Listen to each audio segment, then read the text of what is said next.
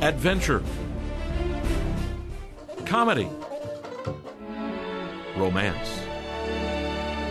For more than 75 years, entertainment history has graced the stage and the screen of this magnificent theater we now call the Meyer, a history that lovingly began on Valentine's Day, 1930. Thank you all for coming to the dedication of the brand new Fox Theatre. As the manager of the new Fox Theatre, I can guarantee you one thing. The show stops here.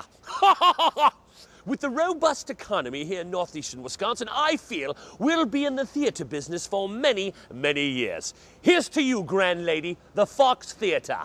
This was the Fox Theater, which opened in Green Bay as a grand 2,200-seat movie palace and performance hall, and was one of more than 1,200 theaters in the Fox chain that dotted the American landscape from coast to coast.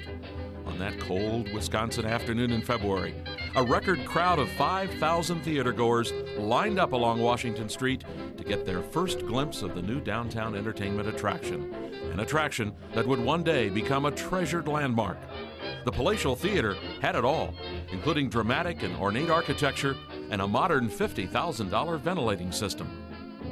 Fred Brown was the Fox Theater's first manager.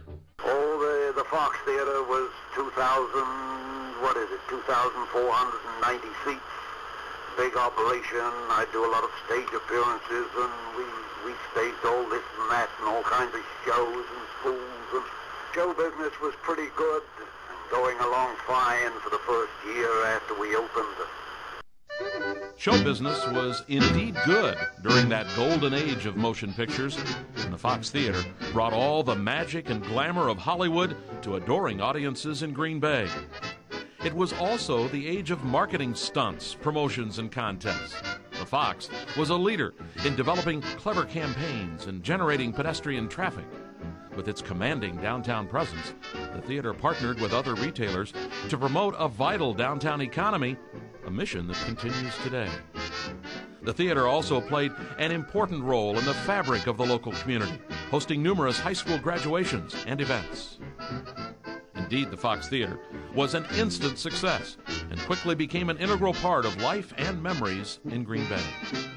We had reached Green Bay and the Depression had hit. Well, what can I say?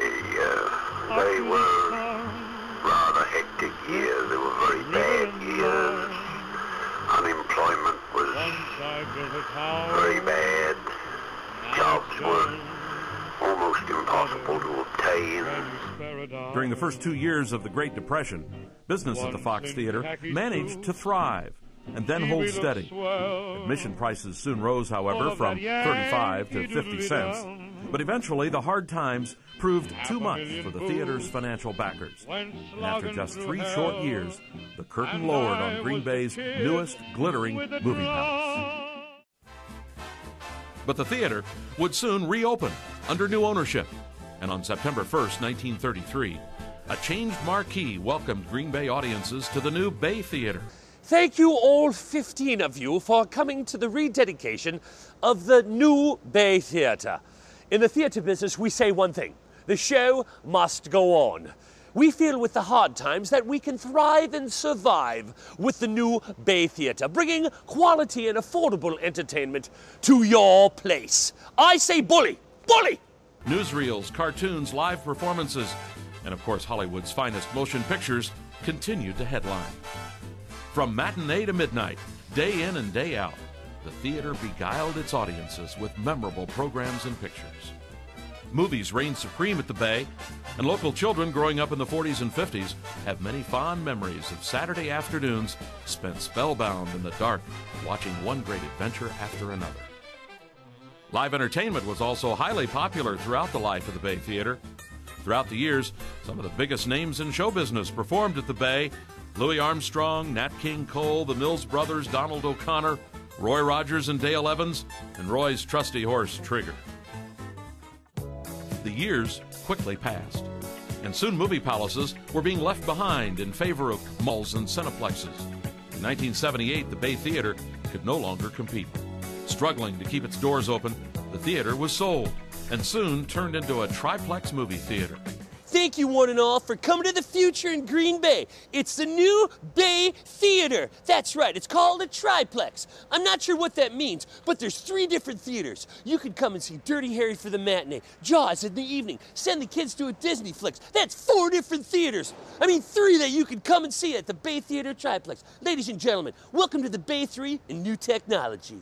The triplex operated until 1998, when after almost 70 years, the theater took its final breath and went dark. Many thought it would be for good. The group of volunteers who believed that the theater was worth saving soon grew in great numbers. Inspired by an exceptionally generous endowment from Betty Rose Meyer, a heroic community effort was underway to raise funds and restore the once shining theater. Exhaustive efforts and countless hours of painstaking work were invested so as to restore the building's original grandeur and majesty. And after nearly 2 years of construction, the theater reopened its doors as a state-of-the-art live performing arts facility. The results are nothing short of breathtaking. Step into the Royal Mediterranean courtyard of King Ferdinand and Queen Isabella. Warm-colored Spanish terrazzo tiles adorn the heavily textured walls. Gilded cherubs reflect the soft light from delicate wrought iron lamps. A midnight blue sky glitters with vibrant twinkling stars. The theater's original ornate style, defined as Spanish atmospheric, has been lovingly preserved for all to enjoy. For those who hold fond memories of stolen kisses in the balcony, for audiences enjoying stage performances for the first time, and for future generations. I like going to the Meyer Theater with my mom, dad, brother, and sister. The Meyer Theater. It's an extraordinary blend of the past and the present. A first-class facility for arts and entertainment. An essential element of a healthy and thriving downtown. And a timeless community treasure that spans the ages.